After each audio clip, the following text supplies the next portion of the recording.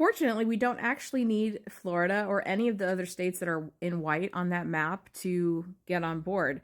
The number of states that already ratified this amendment is plenty. We have plenty. We only needed 3/4 of the states to agree, and they already have. Now, I know several of those states have attempted to rescind their vote, but there is really no such thing as doing that.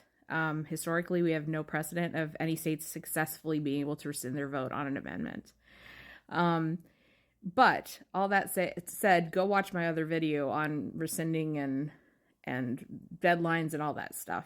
I talk about that in my video I titled Amendment Approval Process or something, or Amendment Ratification Process. But anyway, yeah, good news. It's already been ratified. It passed the House. It passed the Senate. We got 3/4 of the states.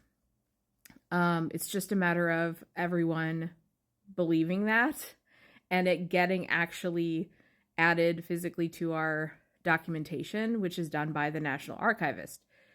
Go find my other video where I talk about that. I actually go to buildthematriarchy.com, and if you go to the ACT menu and then engage, I give you the phone number and email address of the National Archives, and you can message them and say, do your job.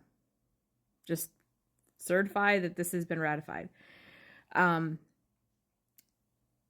We'll see what happens, but we don't actually need any more states to vote on this. It's settled. It's a settled issue.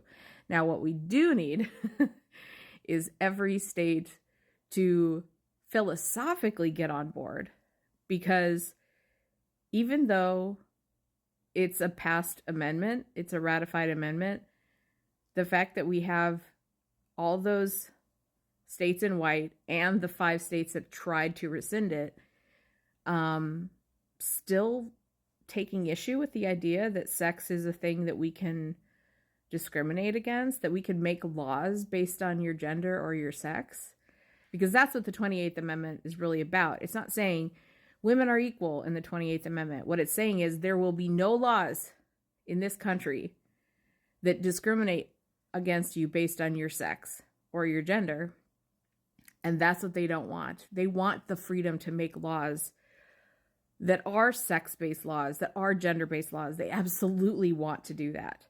It's anti-woman, it's anti-trans, it's anti-non-binary, it's anti-anything that isn't a binary, heterosexual, cisgendered version of reality that they want the world to live in. They want us to live in the United States. And so they're going to push back on that as hard as they can. But it's too late legally. Like, it is what it is. The 28th Amendment has been ratified.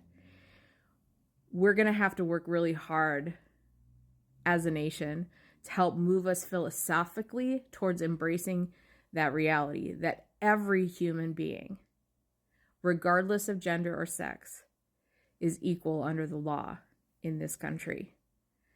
It's going to be a long road ahead. Look how hard it is now, and look how hard and how long people have been fighting for this. It's a long road.